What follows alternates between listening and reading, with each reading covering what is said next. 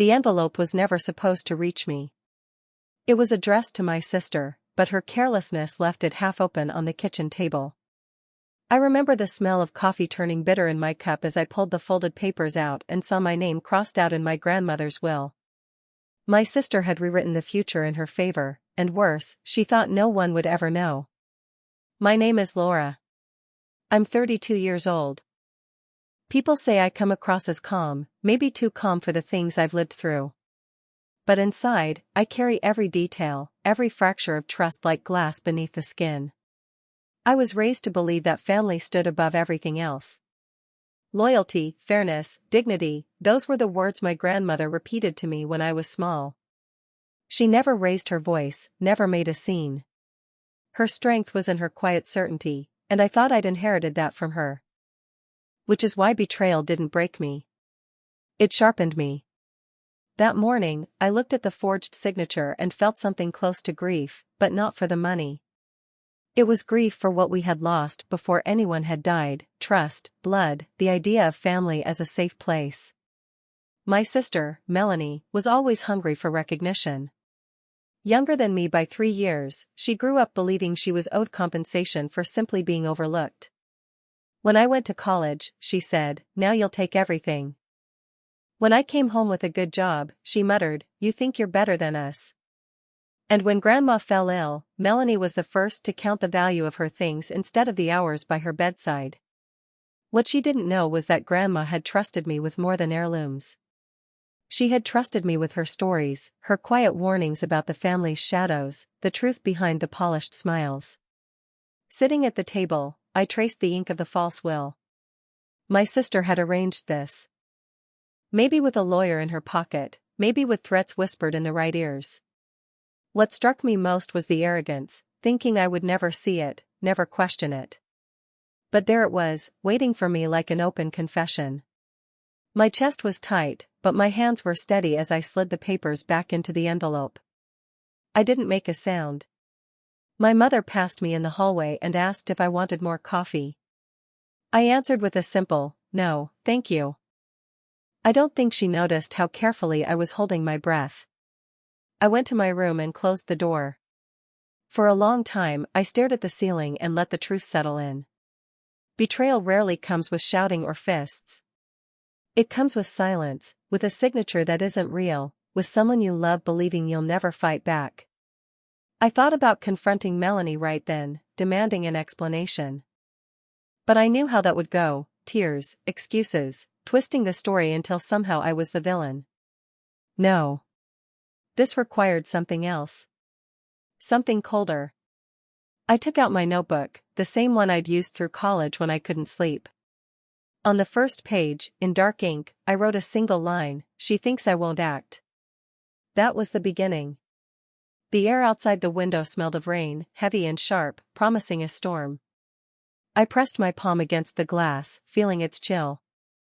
I knew I couldn't undo what Melanie had done, not yet. But I could decide what came next. And I would. The decision formed quietly, without anger. I wasn't going to beg for fairness. I wasn't going to plead. I was going to make sure she faced herself, her greed, her lies, her arrogance, in a way she couldn't escape. That thought steadied me more than any comfort could. Downstairs, I heard Melanie's laugh. Light, careless, floating through the house as if she hadn't just rewritten my place in our family.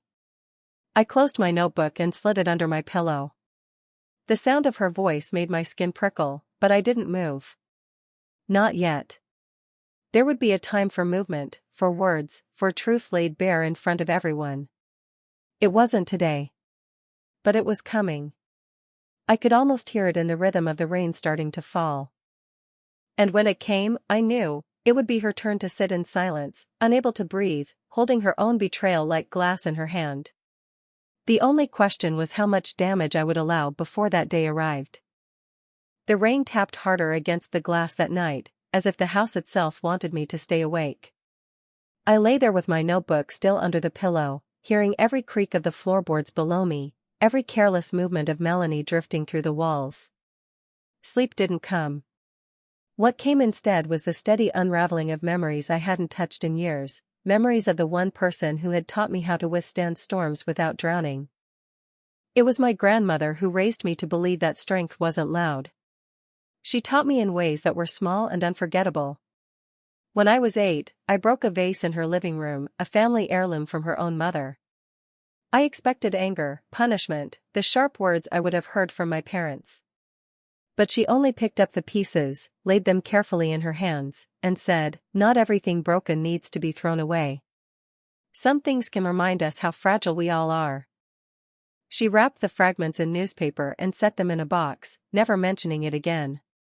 For weeks I thought about that, how she chose calm over fury, how her silence was a decision, not weakness. When she became sick years later, I stayed by her side as much as I could.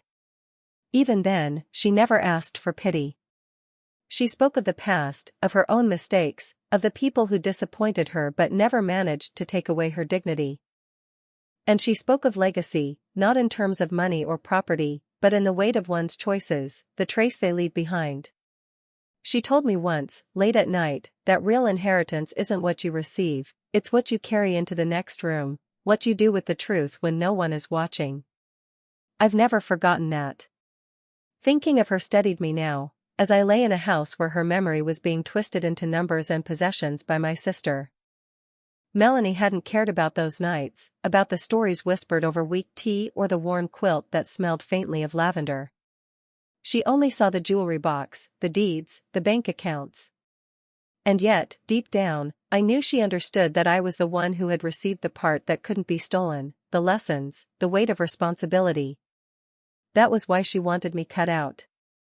She couldn't bear the shadow of being less in Grandma's eyes, even if Grandma was gone. My mother's silence was its own kind of betrayal. I wondered if she knew about the forged will. She had always been closer to Melanie, indulging her mood swings, making excuses. When I earned scholarships and handled my own bills, she said, "You'll be fine, you don't need me as much." But when Melanie overspent or failed, she was there with open arms. That imbalance shaped us both, whether my mother admitted it or not. And now, her silence felt like consent to Melanie's theft. I turned on my side, watching the dark shape of the rain against the streetlight outside. I could almost hear my grandmother's voice reminding me, "Don't waste yourself in anger. Use the truth as carefully as you use fire, it can warm, or it can burn everything down." By morning, my resolve hardened. The first step wasn't confrontation. It was remembering exactly what was at stake, not just money or property, but the meaning of family that my grandmother tried to leave behind. And to honor that, I had to see this betrayal clearly, without illusions. At breakfast, Melanie scrolled on her phone, smiling at something unseen. My mother fussed with the sugar bowl, avoiding my eyes. I sat quietly with my tea and studied them both. The world outside smelled of wet leaves, the storm still heavy in the air. I said nothing, because nothing said in that moment would matter. My strength was in silence, in waiting, in remembering what my grandmother had taught me about timing. That evening, I drove to the cemetery. The gravel crunched under my tires, the sky still low and gray. I carried fresh flowers and placed them at her grave, kneeling in the damp earth. I whispered aloud, though no one else was there, "I won't let her erase you. Or me." My voice didn't break. It didn't even tremble. And in that stillness, I felt the decision harden into something unshakable. On the way back, the car heater hummed softly, and I let myself think of the contrast, my grandmother's life of restraint and fairness, and my sister's life of entitlement. Two different legacies fighting over the same ground. The road stretched ahead, dark and endless, and I knew I was standing in the middle of a battle no one else would fight for me. The house was silent when I returned. Melanie's shoes were by the door, her coat tossed carelessly across the chair. I climbed the stairs slowly, each step deliberate. And in the hallway outside my room, I paused. For the first time, I allowed myself to imagine what it would feel like to take control back, not by shouting, not by pleading, but by turning the tables in a way Melanie would never see coming. That image stayed with me as I closed my bedroom door. The betrayal was already done. Now, the only thing left was the question of how far I was willing to go to restore what had been stolen. The answer hadn't fully formed yet. But it was coming. And I could feel the weight of it pressing closer with every breath I took. The storm outside eased into silence, and with it came a new certainty, one that would not let me sleep. The silence in the house became heavier than the storm that had passed. Every sound, Melanie's footsteps on the stairs, the closing of a cupboard, even the hum of the refrigerator, felt sharpened, like they were meant to remind me that I was surrounded by people I could no longer trust. Days moved strangely after that. I went through motions, waking, eating, answering short questions from my mother, keeping my voice even. But underneath, pressure gathered like water behind a dam. Melanie avoided my eyes more often, though she still laughed easily when her friends called. My mother kept herself busy with small domestic rituals, always pretending nothing was wrong. It was their way of controlling me, pretend peace, so I would be the one who looked unstable if I spoke the truth. That kind of gaslighting is quiet but brutal. It makes you question yourself. Maybe I imagined the signature, maybe I misunderstood, maybe silence is the wiser choice. But then I would remember my grandmother's hand on mine, the way she told me that silence in the face of wrong is not virtue, it's surrender. And each time I thought of her, I felt the pressure build again. I started to notice how isolated I had become. Phone calls went unanswered. Old family friends were suddenly distant. It was as though Melanie had already planted her version of the story, painting me as difficult, greedy, the one who couldn't accept change. I saw it in the way neighbors glanced at me with forced smiles, and in the way my mother's voice cooled when she spoke to me in front of others. Still, I wasn't completely alone. One evening, I sat with Claire, my closest friend since university. We met at a small cafe near the river, where the smell of roasted beans and damp pavement filled the air. She studied me across the table, eyes narrowing the way they always did when she sensed I was holding something back. She said, "You look thinner." And not in a good way. I replied, "It's just stress." She asked, "Melanie again?" I didn't answer right away, but the silence was enough. She reached across the table, her hand firm over mine. "Don't let her corner you," she said. "You're stronger than she thinks. Just, don't let them rewrite the truth." Her words steadied me, though I didn't tell her everything. I wasn't ready yet. But walking back to my car, I realized she had given me something my family no longer did, someone who saw me clearly, without distortion. Back in the house, the tension thickened. Melanie grew bolder, slipping comments into conversations meant to unsettle me. "You've always been dramatic," she said once when my mother was in the room. "Grandma worried about that, you know." My mother's silence was agreement enough. I bit the inside of my cheek and let it pass. Reacting would give them satisfaction. But inside, I felt the dam cracking. The night of my breaking point came quietly. I had gone to bed early, exhausted from holding myself together. Around midnight, I heard voices in the hallway, my mother and Melanie speaking in hushed tones. I pressed closer to the door. Melanie said, "She'll give up soon. She always folds." My mother whispered, "She doesn't need much, she can start over. It's better this way." The words cut through me more deeply than any shout could. To hear my mother, my own blood, speak of me like I was disposable, it hollowed something inside me. For a moment, I couldn't breathe. I sat on the edge of my bed, hands shaking, the old notebook open in front of me. I wrote just 3 words across the page, "Not this time." That night, I cried once, but quietly, with my face buried in the pillow so no one could hear. It wasn't sadness alone, it was the collapse of something that could never be rebuilt. Family was supposed to be where you return when the world fails you. But for me, family had become the world I needed to escape. The next morning, my mother greeted me as though nothing had happened, pouring coffee, asking about my plans for the day. I answered with steady words, but my eyes avoided hers. Inside, something had shifted. The pressure had finally broken me open, but not into pieces. It had broken me into clarity. I knew then that silence had reached its limit. I would not scream, I would not beg. But I would act. And the weight of that decision was almost a relief. That evening, I sat by the window again, rain streaking the glass in thin silver lines. My notebook lay open, and for the first time, the words I wrote weren't just reflections. They were steps. Small, deliberate, dangerous steps. Because if my sister believed I would fold, and my mother believed I would walk away quietly, then the only thing left was to prove them wrong in a way they could never undo. And as the ink dried on the page, I felt the first flicker of something I hadn't felt in weeks, resolve hardening into action. What I didn't know yet was how quickly the house of cards they'd built would begin to collapse once I pushed. Resolve can be louder than rage if you let it. Mine was quiet, but it carried more weight than anything I had said in weeks.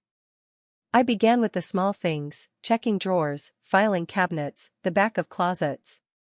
Not to steal, not to accuse, but to gather what was mine by right, documents, letters, the pieces of my grandmother's life that carried her handwriting and her truth. Some nights I stayed up late, the dim glow of my lamp illuminating piles of paper spread across my bed. Deeds, certificates, bank statements, trails of ink that told a different story than the one Melanie was trying to invent. The act of sorting through it all steadied me. Each paper felt like a reminder that legacies aren't rewritten with a single signature. They're built across years, and my grandmother had left her life on paper with a clarity that Melanie could not erase. Quietly, I made copies. I kept originals tucked safely into folders, sealed and labeled, and hid them in places my sister wouldn't think to look. One set went into a safe deposit box at the bank. Another stayed in the locked drawer of my desk at work. I wasn't reckless. I wasn't impulsive. Every step was deliberate. Sometimes I thought of the way my grandmother used to fold her recipes into neat index cards, her handwriting small but steady. She said, "Order brings peace." That became my mantra as I worked through nights, organizing everything into a structure only I understood. I told no one. Not even Claire. There's a kind of protection in silence, a way to shield the fragile beginnings of a plan from outside interference. When you share too soon, you risk weakening your own resolve. I wasn't ready for that. At home, I carried myself differently. I moved slower, spoke less, and watched more. Melanie noticed, I could see it in her narrowed glances, the way her words grew sharper. Once she said, almost mockingly, "You've gone quiet. That usually means you're about to snap." I replied only with a small smile. She hated that. Silence unnerved her. My mother kept her distance, though she hovered in subtle ways. Cups of tea left outside my door, folded laundry placed neatly on my bed without a word. I understood those gestures for what they were, not love, not loyalty, but guilt repackaged as care. They didn't erase the words I had overheard. As I pieced together the records, I saw patterns, transfers that didn't align, sudden expenses Melanie couldn't have afforded, dates that contradicted her claims. It was like pulling at a thread, each discovery led to another. And with every revelation, my anger grew colder, more focused. There was one night, close to dawn, when I sat surrounded by papers and realized I had enough. Enough to question, enough to confront, enough to pierce through her lies in a way that couldn't be explained away. But confrontation wasn't the next step. Timing mattered. My grandmother always said that truth should be revealed when it would echo the loudest. I thought of the upcoming family gathering, small, but significant. A dinner that Melanie herself had insisted on hosting, perhaps to flaunt her control, her new version of our family order. That would be the moment. Not for shouting, not for spectacle, but for quiet exposure. The thought steadied me as much as it unsettled me. I had never wanted war with my own blood. But they had chosen this path, and walking away wasn't an option anymore. One afternoon, I visited the lawyer my grandmother had trusted for years. His office smelled faintly of dust and leather, lined with shelves of thick books. He was older now, but his memory was sharp. He greeted me with a slow nod. He said, "I wondered when you'd come." I replied, "Did you know what she did?" He didn't answer directly. Instead, he slid a folder across the desk. I keep copies of everything, he said. For reasons like this. Inside were documents that confirmed what I already suspected. The real will, the one my grandmother had signed, unaltered. Seeing it felt like touching her hand again. I slipped the papers back into the folder, thanked him, and walked out into the cold evening air with my pulse steady and strong. Driving home, I felt something I hadn't felt in weeks, clarity so sharp it bordered on relief. The truth was mine now, not just in memory but in proof. And soon, it would no longer be hidden. That night, I placed the folder carefully beneath my bed. The house was quiet, the kind of silence that stretches thin with expectation. I lay awake, staring at the ceiling, knowing that the balance of power had shifted. What I didn't know was how far Melanie would go once she realized her grip was slipping. And as I closed my eyes, that thought lingered in the dark like a shadow at the edge of the room, waiting, patient, inevitable.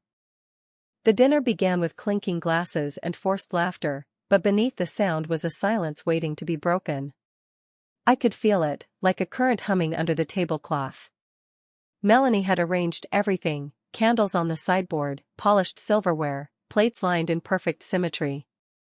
She carried herself as though she were already the new matriarch, the one in control. My mother sat beside her, posture straight, lips pressed thin as if bracing for impact. I chose my seat carefully, not at the head of the table, not at the foot, but directly across from Melanie. Every move that night was measured. The food was served, conversation drifting in shallow circles. Melanie bragged about her plans, about the renovations she was considering, about vacations she claimed she would soon take. No one questioned her. My mother nodded dutifully, offering small affirmations. The entire dinner was a stage, and I was the only one refusing to applaud. I let her speak, let her paint her picture of triumph. The documents I carried in my bag pressed against my side, a steady reminder of what waited. My grandmother's handwriting, the lawyer's copies, the truth they thought buried, all of it was there, quiet but undeniable. At one point, Melanie turned to me with a sharp smile. She said, "You've been so quiet. Don't you have anything to say?"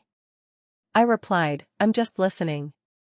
She laughed, a brittle sound, and turned back to her glass of wine. The moment stretched, heavy, until I decided it was time. I reached into my bag and pulled out a single envelope. Not everything, just enough. I placed it carefully on the table between us. The air shifted. Fork stilled. My mother's hand froze halfway to her mouth. Melanie said, "What's this supposed to be?" I replied, "Proof." Her smile faltered. She opened the envelope, pulled out the copy of the Real will, and skimmed the lines. Her face drained of color. My mother leaned closer, squinting, her lips parting in shock. No one spoke for a long moment. The candles flickered, their light catching the edge of the papers. Finally, Melanie snapped the envelope shut. She said, "This doesn't change anything." I replied, "It changes everything." The silence that followed was unlike any we'd shared before. It wasn't the silence of denial or pretense.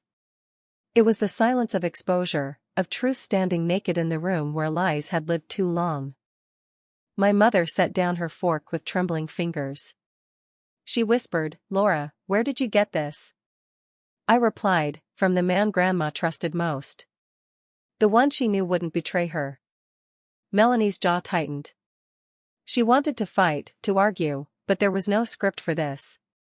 Her arrogance had prepared her for resistance, not for evidence. The power she had held over us cracked like glass under pressure. The rest of the dinner was nothing but shadows. No one ate. No one laughed. I sat still, watching them both. I didn't raise my voice. I didn't explain more than necessary. The paper spoke for me. When the plates were finally cleared, Melanie stood abruptly. She said, "You think you've won. But this isn't over." She left the room without looking back. My mother lingered. Her eyes met mine, a mix of fear and something that almost looked like regret. She reached for my hand, but I pulled it back slowly, deliberately. I said, "You knew enough. You chose silence. She flinched as though struck. Then she too rose and followed Melanie out of the room, leaving me alone with the dim candles and the weight of the evening. For the first time I allowed myself to breathe fully. The confrontation hadn't ended it, but it had shifted the balance. They could no longer pretend. The truth was no longer mine alone, it was in the open, where it couldn't be denied. I gathered the envelope, slipped it back into my bag, and stood. The house was eerily quiet, every shadow stretched long and thin. I felt no triumph, only a sharpened clarity. This was the turning point, but not the end. As I stepped outside, the night air hit me like a warning. Somewhere inside, I knew Melanie wasn't finished. And the look in my mother's eyes told me she might not be on my side after all. The door closed softly behind me, but the echo of that silence followed me into the dark. Victory doesn't arrive with applause. Sometimes it comes with silence so sharp it feels like standing on broken glass. That was the silence I carried with me after the dinner, the silence of a war that had turned, but not ended. The days that followed were brittle. Melanie avoided me, but I could sense her movement in the house like a storm circling in the distance. Doors closed harder than before, conversations dropped when I entered the room. My mother moved around me with careful gestures, her guilt showing in every unnecessary kindness. A cup of tea left outside my door. Fresh towels folded neatly. But guilt doesn't erase betrayal. It only stains it darker. At work, I began tying loose ends. I backed up every document onto encrypted drives, placed copies in 2 separate safe deposit boxes, and left one sealed folder with Claire in case anything happened to me. She didn't ask questions, though her eyes were searching when I handed it to her. She said, "Is it really that bad?" I replied, "It's worse. But I'm handling it." Her trust in me was quiet but absolute. That gave me strength, because inside my family's walls, trust no longer existed. The fallout came slowly. Whispers spread in the neighborhood, some twisted to Melanie's advantage, others bending toward the truth. I learned quickly that lies run faster than honesty, but they also tire sooner. A few relatives reached out with cautious messages, asking if what they heard was real. I didn't answer directly. I let the documents speak for me when the time was right. Melanie tried a different tactic, pity. I overheard her on the phone one evening, her voice breaking in just the right places. She said, "I don't know why she hates me. I just wanted us to be close again." The performance might have fooled others, but I had seen the hardness in her eyes when she looked at me. There was no remorse there, only calculation. The tension with my mother deepened. One evening, she finally confronted me in the kitchen. She said, "You didn't have to humiliate her like that." I replied, "I didn't humiliate her. I exposed her." Her eyes narrowed. "She's your sister." I answered, "She stopped being my sister when she stole what wasn't hers." She didn't argue further, but the distance between us grew like a wall. A mother's silence had hurt before, now her words did worse. She had chosen her side, even if she couldn't admit it aloud. Despite everything, I carried myself with restraint. No shouting. No public spectacle. My grandmother had taught me dignity was the one thing no one could strip from you unless you handed it over willingly. So I moved carefully, like someone walking across ice, aware that one wrong step could fracture everything. Then came the letter. It arrived without a return address, slipped under my door late at night. Inside was a single page with words scrawled in rushed handwriting, "Stop, or you'll regret it." No name, no signature. But I didn't need one. The shape of the threat was familiar. I sat with the letter for a long time, the paper trembling faintly in my hand. Fear is real, but so is choice. And I chose not to let it control me. Instead, I slid it into my folder of evidence, another piece of truth they couldn't take back once revealed. The next morning, I visited the lawyer again. He reviewed the growing stack of documents with slow, deliberate care. He said, "You've built a solid case. If she pushes this further, the court will side with you." I replied, "I'm not afraid of court. I'm afraid of what she'll do before it gets there. He nodded, his eyes heavy with understanding. Then be prepared. And don't underestimate her desperation. Leaving his office, I felt the weight of those words. Desperation makes people reckless. And Melanie had already crossed one line, what stopped her from crossing another? That night, the house was darker than usual. I noticed small things, the lock on my door rattling faintly as though someone had tested it, the faint scrape of movement in the hallway when I turned out the light. Sleep didn't come easily. I lay awake, listening to every shift of the shadows. I thought of my grandmother, of the vase she had once told me could remind us of fragility. I understood it better now. Families break not always in loud crashes, but in hairline fractures that spread until the whole structure collapses. We were already collapsing. I didn't feel triumph. I didn't feel vengeance. What I felt was inevitability. The truth had been uncovered, but the fight was not over. And I knew, with a certainty that chilled me, that Melanie wasn't finished trying to bend the story back in her favor. The question wasn't whether she would strike again. The question was when, and how far she would go this time. That thought followed me into the darkness, lingering just beyond sleep, waiting like something sharp beneath the surface. Fear didn't come in screams. It came in the stillness of knowing someone you once trusted might hurt you again. That was how I lived in those final days, every sound, every silence, sharpened into warning. The night after the letter, I locked my door and placed the folder of evidence beneath my pillow like a shield. I woke twice, certain I had heard footsteps outside, but when I listened closer the house returned to its heavy quiet. In that silence, I understood something. The real fight wasn't just about paper or inheritance. It was about survival of self, of dignity, of truth. I carried myself through mornings as if nothing had changed. I went to work, answered calls, spoke politely to neighbors. Outwardly calm. Inwardly calculating. Each day, I grew more certain that the confrontation wasn't finished, it was only waiting for its final shape. That moment arrived sooner than I expected. A week later, my mother asked me to come to the living room. Melanie was already there, seated on the couch, her arms crossed, eyes hard. The tension in the room was immediate, dense. My mother said, "This has gone too far. We need to settle this before the family is torn apart completely." I replied, "It's already torn apart. And you both know who tore it."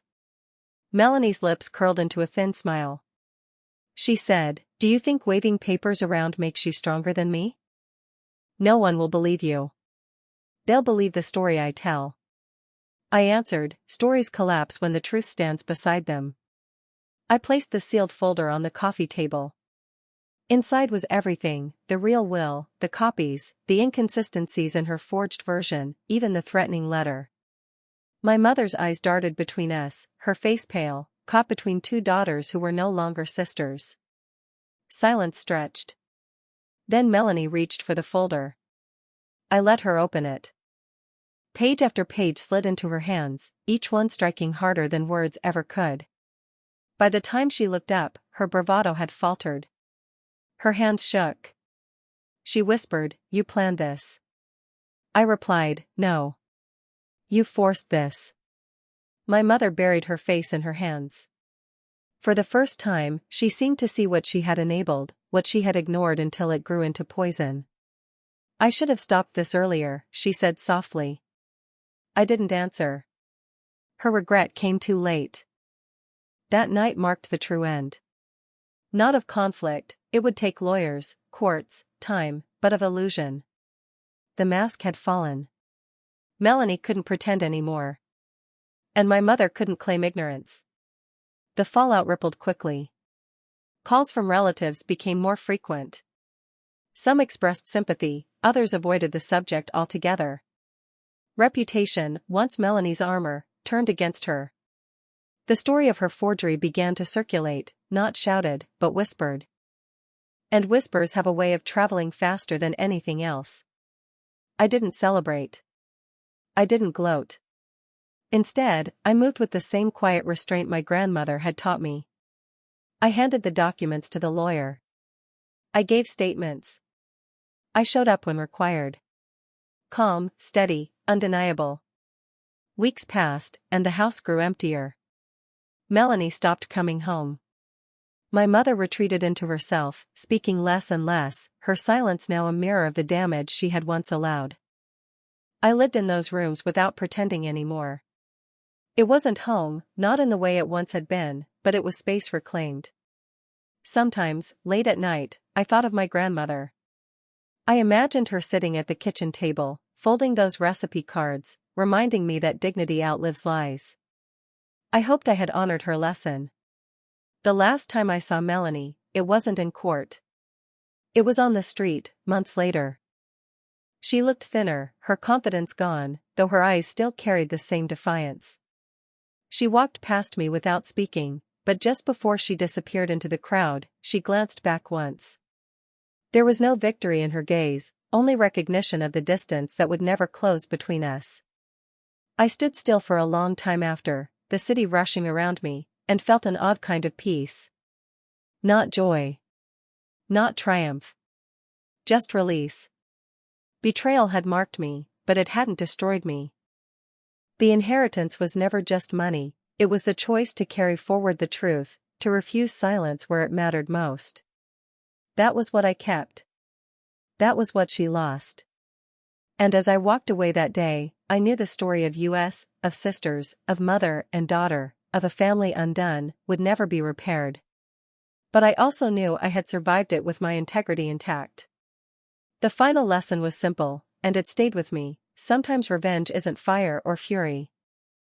Sometimes it's living with clarity, while those who betrayed you live forever in the shadow of what they tried to steal.